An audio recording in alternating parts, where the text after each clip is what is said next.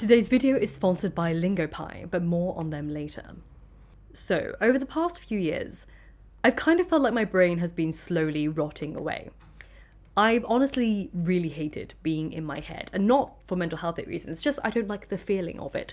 I've hated how I spent my time engaging with everything around me. Obviously, life is hard for everyone, and everything is scary and stressful, and oftentimes, to escape my feelings of unworthiness, fears of debt and money worries, PhD concerns, loneliness, body image issues, and helplessness, I would binge watch. A lot.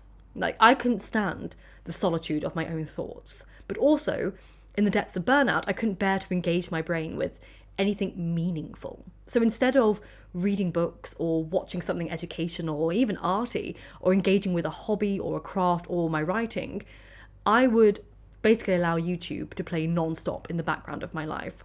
Like that kind of static television sound whilst I worked out, whilst I walked, whilst I ate, whilst I showered, whilst I played with my dogs, whilst I tidied my home. It was never stopping. And it was really hard to quit, because the second I turned it off and fell into the silence, I felt that horrific dread of loneliness and my own dark thoughts. And in the silence of my flat, with, no friendly or familiar voices around me, I was reminded that I was alone. I was reminded of all the deadlines that I'd missed and of how much I'd fallen behind on my academic work and how much money was running out and the bills I had to pay and the taxes I had to file. So I would just turn on YouTube again and allow it to distract me from the brutal reality of my own existence. And yet I didn't enjoy it. In fact, I hated it. I started to become sick of the people I was listening to, of the mindless topics, of their voices, of the discussions and superficiality of it all. But I was too scared of the alternative. I was afraid of engaging with my own brain and seeing its full potential. So I started to allow it to rot away until I hit my breaking point. Now, I am not here to blame the crochet community, but I realised something had gone deeply awry when I actually tuned into the background noise of the YouTube videos playing and became aware that I was somehow listening to a video essay about crochet drama happening on TikTok, something which I cared absolutely nothing about, had not chosen to listen, but had been passively consuming for over 40 minutes thanks to YouTube autoplay. And again, this is nothing personal against the crochet community, but in that moment I actually felt physically unwell. It was like I'd overindulged in incredibly sickly food, but the sick feeling was not in my stomach, but weirdly in my head. And I can only explain the feeling as this mixture of nausea and headache, like my brain had hit its limit of consuming mindless information and it was going on strike. It was going to be sick unless I did something about it. So I actually did then. I unsubscribed from every single YouTube channel that I'd ever once followed. On all of my channels I have 2. And I raised my watch later playlist, which was over 1,000 videos at this point, over a decade of having YouTube. And I added this extension that prevented YouTube from actually giving me any recommendations, so I don't see anything. So my YouTube screen is this beautiful, blank, crisp white slate. And it honestly felt amazing. It was like I cleared away all the garbage that had been cluttering up my brain for years, and it was just gone. And I say this not to demonize YouTube and its creators, because obviously that would be hypocritical and a lie, because there are some incredible educational and inspirational and fun channels out there. But I had personally ruined my algorithm by accepting anything and everything into my brain just to drown out my own worries and procrastinate on dealing with my own life. And since that moment, I actually haven't watched anything since. I can't actually stomach the idea of watching another video. Just like that time I ate too much peanut butter and I couldn't face it for 2 whole years, I couldn't touch it. And whilst it sounds dramatic that my body had this kind of physical revulsion to the idea of watching anything online, it may have been trying to tell me something. You see, our bodies are incredibly smart and they signal to us when something isn't right. And there's enough evidence out there to suggest that watching things online is harmful to our health and potentially deadly. A 2018 study reported in the Journal of Thrombosis and Thrombiosis found that prolonged sitting for binge watching can increase the risk of deep vein thrombosis. Researchers found people who were sitting for long periods of time whilst watching or streaming television had up to 70% higher risk of developing a blood clot than people who seldom watched anything. A study from April 2020 in the International Journal of Environmental Research suggested that a comparison between active sitting, which is whilst you're working at a computer at a desk, and non-active sitting, which is like watching television or scrolling on social media. Interestingly, non-active sitting, as researchers suggest, might be linked to up to 25% higher body mass index and body fat in younger adults. And this is because, very likely, television or binge watching and scrolling is associated with distracted eating, along with poorer sleep quality. To back this study up, another study from 2019 in the Journal of the American Heart Association found that excessive television viewing was associated with a higher risk of cardiovascular disease events and all-cause mortality, whilst occupational sitting wasn't associated with either outcome. They found that regularly watching 4 or more hours of some kind of streaming service daily could increase the risk of cardiovascular disease and early death by up to 50% compared to people who watch only 2 or few hours daily. Finally, a study in 2019 in the journal Scientific Reports suggests that binge watching could lead to cognitive decline, which is what I was feeling. Researchers used data from 3,000 adults over the age of 50 who were watching more than 3.5 hours of television a day. They found that watching this amount was associated with poorer verbal memory after 6 years, and this effect was strongest for people who had initially performed better at the start of the study. Now, you may be feeling quite relaxed about this because you're thinking, I don't watch that much television at all. But the term television here is negligible. What all this research suggests is that these health concerns arise when one stares at a screen and mindlessly consumes content, which can take any form, not just television. Most people can relate to having some form of binge-watching problem. It doesn't always have to be from YouTube. Often it's Netflix, technically the company that capitalised and popularised the concept of binge-watching. And then other times it's Twitch, TikTok, Instagram, Facebook, Twitter, Amazon Prime, Hulu, or Disney+. If you are staring at a screen in some form that's not in the context of occupational screen time, you're effectively watching television in the context of how this research and studies applies to your health. So what's the answer? Well, obviously it's unreasonable to think someone would never watch TV or YouTube ever again, but decreasing the amount that we stare at our screens watching and consuming content will be challenging.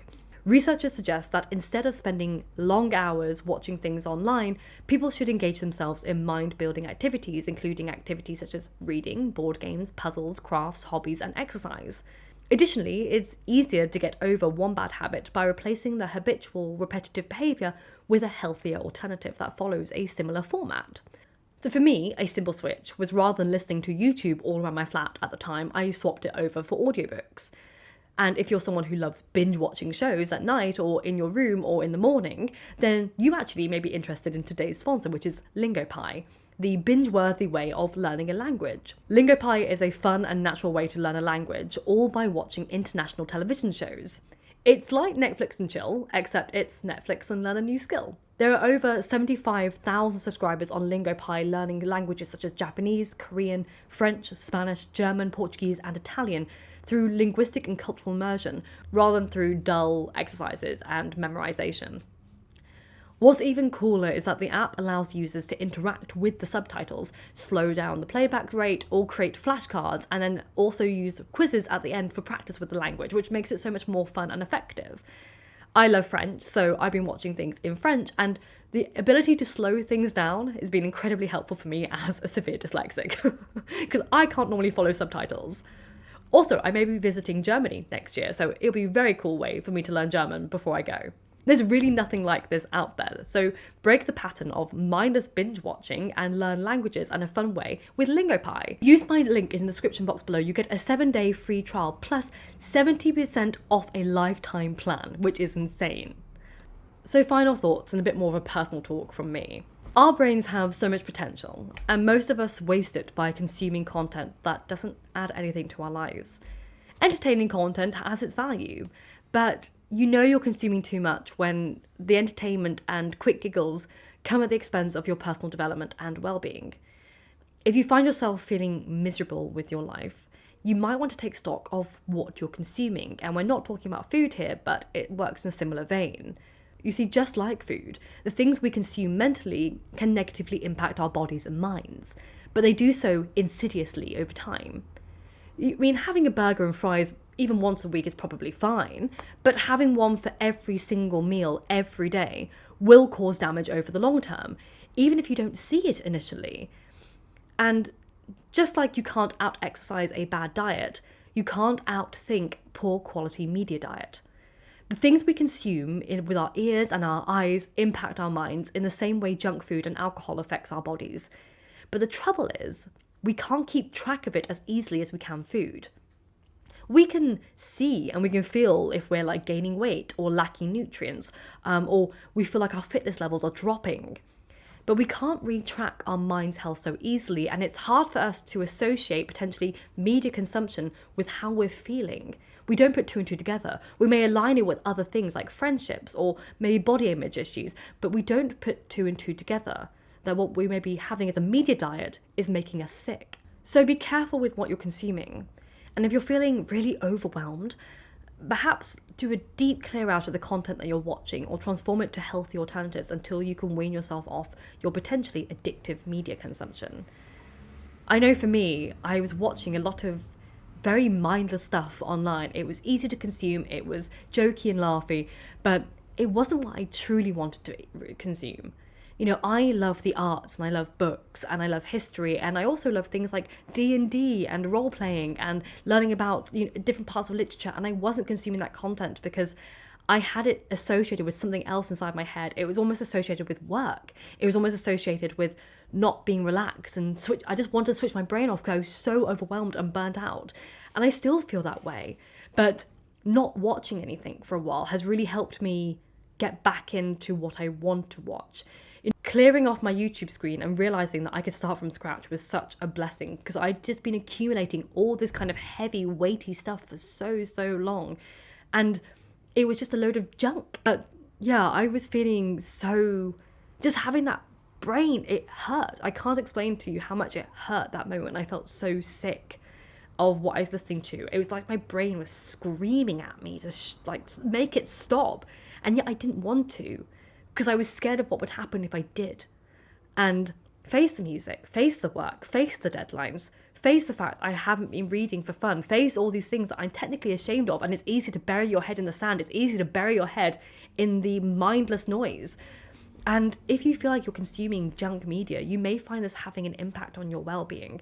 So it is easy for us to criticize and blame other things in our lives and like, oh, it's work, it's burnout, it's work, it's our job, it's our friendships, it's our school. But sometimes it may be the insidious media diet that we're having. Because yeah, since I left social media a few months ago, I feel much better. But it was also the things I'm consuming, whether that's the news or the websites I visit, the articles, the kind of articles I read, the kind of podcasts I listen to, the YouTubes I watched, everything like that still totaled up. And you really I didn't realize how deep I had to do this clean out.